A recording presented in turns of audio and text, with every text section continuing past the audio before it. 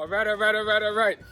You guys are back, and you all know that it is Tuesdays with Audi, and I am your host, Audi. Thank you, everybody, for the sharing, the liking, and making sure that you go ahead and put out your effort to try to get those 50 likes, and I appreciate all the effort that was done. And with that said, let's get into today's episode. Would you judge a fish on its ability to fly? Or rather yet, would you judge a bird on its ability to swim? Another thing I always wondered, can you lecture a bird on how to fly? And I know these questions seem as though they're phosphorus, they don't make no sense, but the thing is that I feel as though we all have been in this particular journey and going through this institution that has technically asked us to do things in a way that they have it that we definitely wasn't sustainable or conducive in terms of how well we can perform to meet the end. Today's topic is going to be on the education system. It's a structure that has been put in society since the Industrial Revolution, but it seems as though everything around us has changed and has progressed to better fit the time that it's in.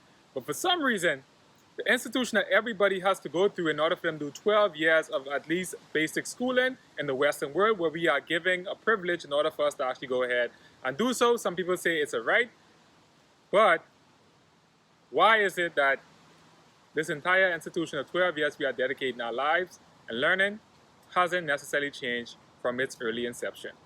The last place I worked, someone came to me and they compared a school to a prison. And I was blown away by their ability to just use something that is so negatively portrayed in society to compare it to something that everybody put a positive aspect on, which is school. And when they went on to describe the comparison, I was blown away. They said that the warden are like the principal. The guards are the teachers, and the inmates are the students. Every inmate has their a unique number. Every student has their unique identifying number. The prison is surrounded and enclosed by a gate to keep the prisoners in. The schools that we go to tend to have a similar enclosures to keep us in. Every prisoner, when they're proven guilty, they go in and serve their time for a particular amount of years or months. Every student has to give up 12 years of their life of education in the school system. I know this isn't what you guys came here to hear, but that's the fact of the matter, is there are a lot of comparison in terms of prison and school, but I'm not here to talk about that. I am here to talk about the way that the school system and the early inception of what it was done for are no longer helping us in the time where we need it the most. There was this passage in the Bible when it says, when Jesus said, you cannot mix new wine and old wine skin. But I would like to kind of look at it differently. Why is it that the school system is using old wine and pouring it into new wine skin? The old wine is the old way of doing things, and the new wine skin are the students that continually go through this entire process, having the same old structure and ways of actually producing information, having it done to them as well. We know that teachers are nation builders. And I think we all have come to realize that. And some people say, if you can't do, then do, and if you can't, then teach. But sometimes the people who are passionate that want to actually teach, that's what their goal are in life, they go into the system wanting to do great work. And they're passionate, and they want to change things. They want things to turn out better than, when they had their experience as a student in the school system. But the problem is, the moment you take all that passion and go into this particular structure that is so stuck in their ways, you find yourself being burnt out, trying to do things that are new and exciting for the student to actually engage them in their learning. We know students are better than robots. They are not simple input-output machines. The way the structure is set up is that we go ahead and feed information to these students, and once we feed them this information and put it into them, we expect them to be able to spit it out in the same manner in which they was taught that information. That's a simple input and output machine. But we know humans and even kids, they are more complex than simple input and output machines. So why is it that we continually do this to the students and expect them to get something different? Education comes from the root word educo, which is Latin, which means to draw out or to bring from within. What is it that we are doing that's helping to draw out what the students are from within, to help us see their creativity and the uniqueness that they bring to a particular problem or situation?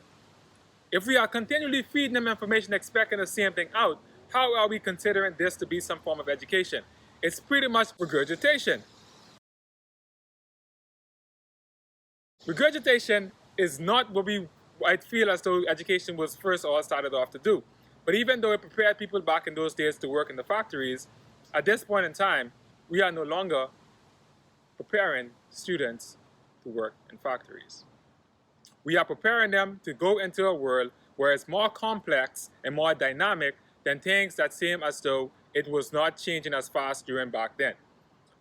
Technological age, we know every legislator, every person in authority are saying that, we are making things more technologically friendly and we are making it more high tech. And the only thing they are doing is just plugging in computers into the classroom and telling people go figure it out and make it more conducive to the students in terms of their learning. But if it's one thing that we have seen is that the COVID-19 situation and the pandemic has revealed to us that the people who are in those places who need to use the technology to help students prepare for the world and the technological age are not even equipped to handle the technology themselves. So how are we preparing students to face a world that is continually changing and evolving with technology? Now I know some teachers, especially the ones that are passionate, who actually wanted to go in, like myself, and do things differently, they have been burnt out because the fact is that this whole entire system is structured to where you are only judged on the grade that your students get. That's for the teachers. The school is judged on the grade that the student get. The parents go ahead and judge the student's ability based on the grades that they get. I know every teacher wants to tell every kid that you are so much more than just the grade, but to a student who are only being identified by their ability to perform and getting that grade in that class, then how is it that you expect them to change their views to see that they are not just the grade?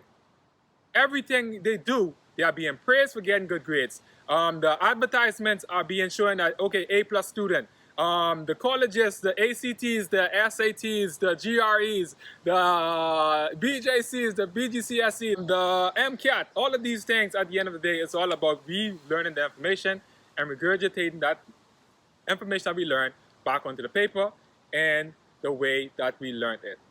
So there is no room for growth. And back on the topic of people tying their worth in terms of their grade, parents, even teachers, want something different. But with competition being the driving force of society, how do we implement something that cannot be measured where we have an A, B, C, D, or F? How do you measure learning? How do you measure progress? We are dominated by a world that runs on the power law, meaning that there are exponential effects in terms of what it is that we do. But for some reason, the education system works on a straight line. Okay, if you start here, put this information out, then go ahead, we're going to get to the end point, which is going to be the point B at the end of the day once you start from point A. But we know that learning itself is not a one-year term. Learning itself is not a 12-year kind of thing. But I know there are flaws in terms of my thinking, and I know that everybody are already accustomed to this whole entire process of where it is fixed to judge people based on their grades, and I'm okay with that.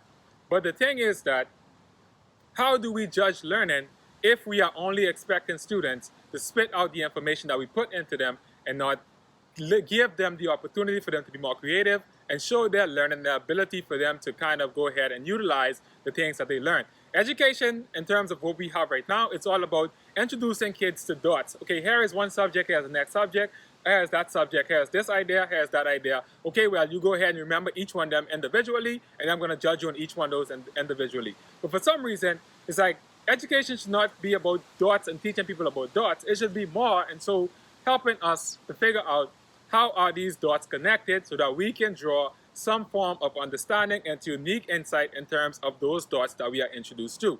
But we are so busy, and teachers exactly, so busy worrying about meeting the status quo of the curriculum in the school, as well as putting the pressures on the teachers. The district is putting pressure on the school, and the parents are putting pressure on the schools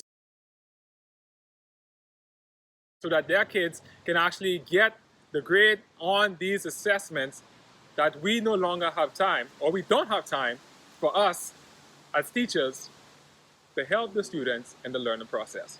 Because at the end of the day, if the students do not do well on these assessments, the teacher's job are in jeopardy. And if the teacher's job are in jeopardy, then it's like, who's gonna teach the children, especially if the teacher's livelihood depend on the job that they have. And what else can they do except meet the status quo of making sure that students are doing what exactly is on the curriculum and ensuring that they stay on track with the students doing exactly what needs to be done in that particular time. So there's no room for, if you don't understand it by the end of that particular time frame, that's your problem. Parents, go ahead and figure out what you need to do with your kids in order for them to get up to par. And then the teachers have to figure out how to continue moving on, but still wanted to actually slow down to help the students that are not picking up. And we know that just because a child is able to answer the question as it is on the paper, that doesn't necessarily show their ability that they have learned. That just shows that they were able to understand what was done, but learning is not just an if-then statement. But we continue to use this if-then statement to judge a kid's ability to learn. But education itself is a self-fulfilling prophecy. The reason I say this is because the people who tend to run the schools are the ones that likely benefited the most from the structure or the system.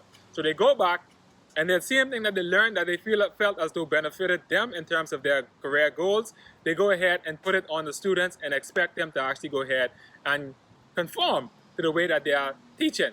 We have education that is the way that it is, but the students are continually evolving. But we want to stunt the students so that they can fit the mold in terms of education instead of education fitting the mold for the students in the time that they are in. But teachers themselves, self-fulfilling, they say that it worked for me, so therefore it must work for them. I came out okay out of this particular structure, so therefore if I go ahead and impart it on these kids, they're gonna come out okay. But what is okay? Okay is not okay. But we need to do something different that's gonna help us become more than just okay. So how do we do this? How do we change a structure that everybody feels as though worked for them and continue to move on and progress with the same idea and this notion and this mindset that because it worked for me, then it must work for them. It's like playing hot potato. It's like, okay, well, if I don't know what to do with it, I'm just going to pass it down to the next generation, and hopefully they can figure out what to do with it. But we know that this necessarily doesn't help because we are putting down the same ideas and the same notions that we learned. So therefore, there's hardly any room for them to actually learn because we are not teaching them how to think or teaching them how to learn. We are so much in terms of preparing them in order for them to actually go ahead and regurgitate the information that it doesn't give them enough time for them to actually go ahead and think and find creative ideas to the problem that they have on their hands. So how do we get here? How do we fix it? This is not a 1 year fix. It's not a one lifetime fix. This is a generational problem that we continue to have. So therefore, the solution to this problem is going to more likely be a generational solution that we could start today and move on and continue throughout the next few generations. And maybe within the next, 50 years or so, we can see some ideal changes in our education structure and the system. But one thing I can say is that why are we offering equal amount of times for every subject? We all want to say, students can do 8 classes a day or 8 classes every other day. But it's like, if you're trying to teach them time management, how are they going to have enough time for them to do homework for every single class or certain assignments for every single class when we ourselves, in terms of adults, we know that we cannot take on all of these things, but we say, okay, well, it's going to expose them to different subject and different content areas so that they can actually have different dots. And maybe somewhere down the line, they figure out how these dots connect and they can find something useful for it. But we all know that we are not good at everything. So why is it that we're trying to make kids good at everything and try and tell them to manage their time when we all have the same amount of time, which is 24 hours in a day? How we expect them to be kids and still succeed in these classes?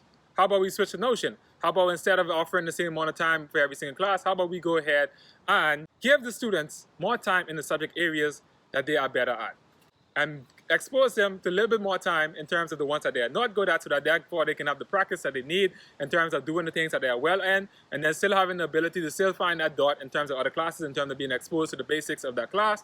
But we all know that we are not going to be good at everything. So why are we trying to normalize the amount of time across each class? It's a question that we all going to need to answer. And I feel as though that may be a small step towards a progressive change that we need for this system. Students are dealing with both physical and emotional problems. We know that mental health has been on the forefront in everybody's mind, whether it be from depression, anxiety, or any form of those particular disorders. Students need to figure out, or we need to help students figure out how best to approach these situations and to deal with their mental and physical health, to help them to continue navigate a world where technology seems to make the Jonases be just in your pocket and right there in the forefront, and we are trying to figure out how not to miss out on so many things that are happening around us and dealing with the social pressures that everybody else around us wants us to be, even though we are dealing with situations that we ourselves don't even know how to handle.